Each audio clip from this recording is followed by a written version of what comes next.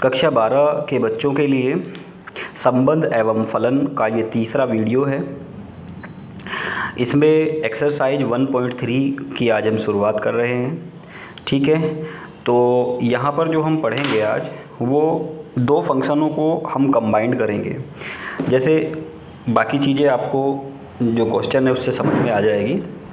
First question पढ़ लीजिए इसका। देखिए, कहता है मान लीजिए कोई फंक्शन f 1 2 1 3 4 2 1 2 5 है तथा g 1 2 5 2 1 और 3 है। f को उसने परिभाषित किया है, f में 1 की इमेज 2 पर है, 3 की 5 पर है और 4 की 1 पर है, तथा g में g की 1 की इमेज 3 पर है, 2 की इमेज भी 3 पर है और 5 की इमेज 1 पर है। तो आपको g ऑफ f ज्ञात करना है। ठीक है, तो इसमें जो फंक्शन आपको दिया है मैंने पहले वही लिख लिया है। f इक्वल्स टू 1 का 2, 3 का 5, 4 का 1 एंड g का 1 का 3, 2 का 3 एंड 5 का 1। ठीक है, अब आपको करना क्या है, आपको g ऑफ f निकालना है। पहले हम g ऑफ f 1 निकालते हैं। ठीक है, जब हम 1 निकालेंगे तो आप देखिए मैं इसको लिख सकता हूँ g ऑफ o को हटाएंगे, o मीन्स ऑफ है, गुणा का निशान है, इसको हटाएंगे, हम बड़ा ब्रैकेट लगा देते हैं और मैंने यहाँ पे f1 लिख लिया है। अब आप देखिए f1 में का मतलब है कि f में 1 की इमेज किस पर है। तो आप देखिए 1 की इमेज f में, तो 1 की इमेज जो है f में वो 2 पर है, यानी f1 की जगह मैं 2 रख लूँगा। तो अब ये बन गया g2।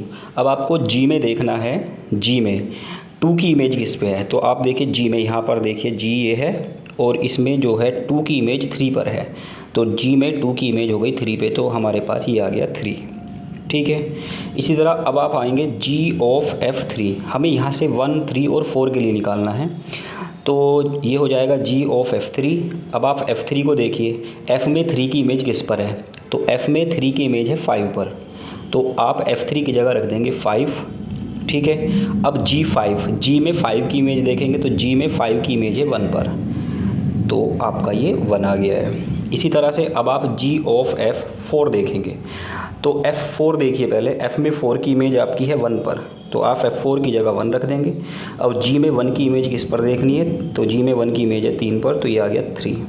तो यहाँ से g ऑफ f 1 3 4 की जो इमेजेस आ गई वो आ गई 3 1 3। तो आप लिखेंगे 1 का 3, 3 का 1 और 4 का 3, ये आंसर हो जाएगा।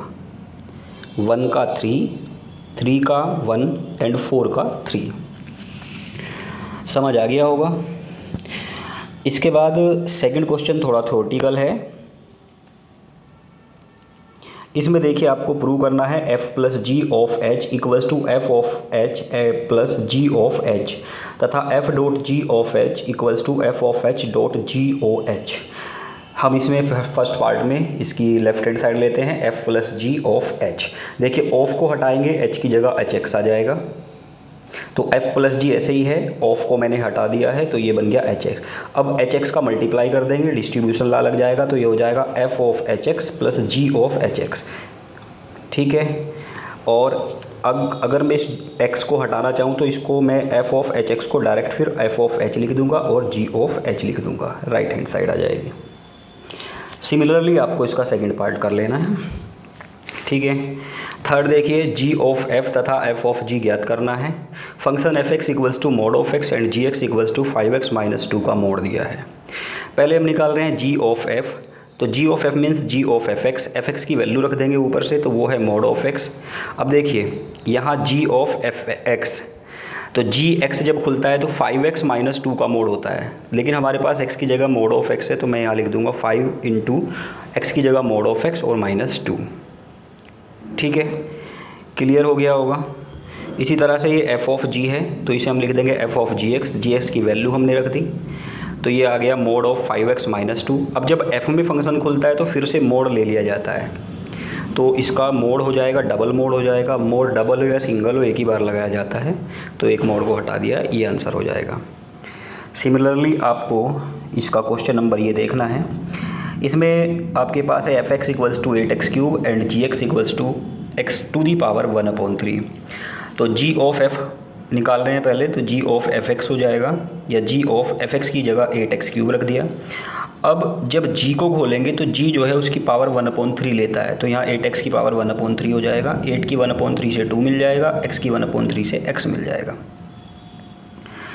Similarly f of g equals to आ जाएगा आपका f of g x and f of g x की जगह एक्स की 1/3 रख देंगे, ठीक है। और ये x की 1/3 जब f पे खुलेगी तो 8x का क्यूब होगा, तो 8 इंटू एक्स की 1/3 का क्यूब करेंगे, वहाँ से x आ जाएगा, ठीक है। सिंप्लीफाई कर लेना। इसका जो 4 क्वेश्चन है वो भी अच्छा है, उसको देख लेते हैं। F X equals to 4x + 3/6x - 4 है, x नॉट इक्वल्स टू 2/3 हो तो सिद्ध करिए सभी x नॉट इक्वल्स टू 2/3 के लिए f of F X equals to x। चलिए हम f ऑफ एफ एक्स निकालते हैं। f ऑफ एफ एक्स की वैल्यू हमने रख ली, फिर इसे दोबारा फंक्शन में खोलेंगे तो इसको x कंसीडर करके यहाँ पे वैल्यू रख देंगे। तो 4 इंटू एक्स की जगह आपको ये रखना है 4x + 3/6x - 4 प्लस 3 अपॉन यहाँ पे आ गया आपका 6 इंटू 4x + 3/6x - 4 -4। ये आपका 4 का ऊपर वाले में मल्टीप्लाई कर दो और 3 का मल्टीप्लाई इसमें हो जाएगा। सिंप्लीफाई करके ये आ गया हमारा x। देखिए 4 4 चौके 16 प्लस 4 दिया 12, 3 छके 18 माइनस 3 चौके 12 बटे 6x - 4 आएगा। इधर से आएगा 6 चौके 24 प्लस 6 दिया 18 माइनस 4 छके 24 प्लस 4 चौके 16 बटे 6x - 4, वो कट जाएगा। तो ये आ गया x।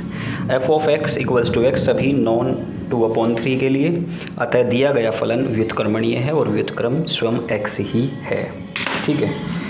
आपको कौन सा फंक्शन व्युत्क्रमणीय है, कौन सा फंक्शन व्युत्क्रमणीय नहीं है, ये बताना है क्वेश्चन नंबर 5 में।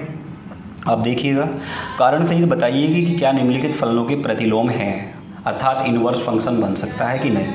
आपको यहाँ पे ये याद रखना है कि इन्वर्स फंक्शन होने के लिए फंक्शन को एक तो एकैकी होना चाहिए और एक आच्छादक होना ही चाहिए, ठीक है। तो अब आप देखिए, पहले में उसने फंक्शन f सच दैट 1 2 3 4 2 10 दिया है, इस तरह से दिया है। 1 की इमेज भी 10 पे है, 2 की भी 10 पे है, 3 की भी 10 पे है, 4 की भी 10 पे है। तो अब आप खुद देखिए कि जो फलन f की परिभाषा से स्पष्ट हो गया कि हमारे f1 की इमेज भी 10 है, f2 की इमेज भी 10 है, f3 की इमेज भी 10 है और f4 की इमेज भी 10 है। तो इसका मतलब f हमारा एकैकी नहीं है और इसलिए f के व्युत्क्रम का अस्तित्व नहीं है। जी में भी आप देखेंगे तो जी इक्वल्स टू दिया है इसने 5 6 7 8 2 1 2 3 4। आप देखेंगे जी बराबर कैसे बताया, 5 की इमेज 4 पे है, 6 की 3 पे है, 7 की 4 पे है, 8 की 2 पे है, ठीक है। इसमें आप देखिए 5 वाले की इमेज भी 4 है और 7 की इमेज भी 4 है। तो यहाँ से भी हमें पता चला कि ये एकैकी नहीं है और एकैकी नहीं है तो इसका भी व्युत्क्रम नहीं लिया जा सकता है, ठीक है। इसके बाद आपके पास आता है third part, h such that 2 3 4 5 2 7 9 11 13 और h इक्वल्स टू दिया है 2 की इमेज 7, 3 की इमेज 9, 4 की इमेज 11 एंड 5 की इमेज 13। यहाँ h2 इक्वल्स टू 7 है, h3 इक्वल्स टू 9 है, h4 इक्वल्स टू 11 है एंड h5 इक्वल्स टू 13 है। यानी एक के संगत एक ही इमेज है हमारे पास, अर्थात ये एकैकी है। और b के जो एलिमेंट्स हैं, चारों एलिमेंट वो घिरे हुए हैं तो ये आच्छादक भी है। इसका मतलब यहाँ पर h का प्रतिलोम संभव है या अस्तित्व में है, संभव नहीं कहेंगे, अस्तित्व में है। देखिए कक्षा 12 के बच्चे भी ध्यान दें, कॉलेज के जो भी छात्र अभी तक व्हाट्सएप ग्रुप से नहीं जुड़े हैं आप उनको कृपया बताएं और लगातार आपको वीडियो और मटेरियल दिया जाएगा, आप अपनी पढ़ाई मन से करते रहेंगे। Thank you.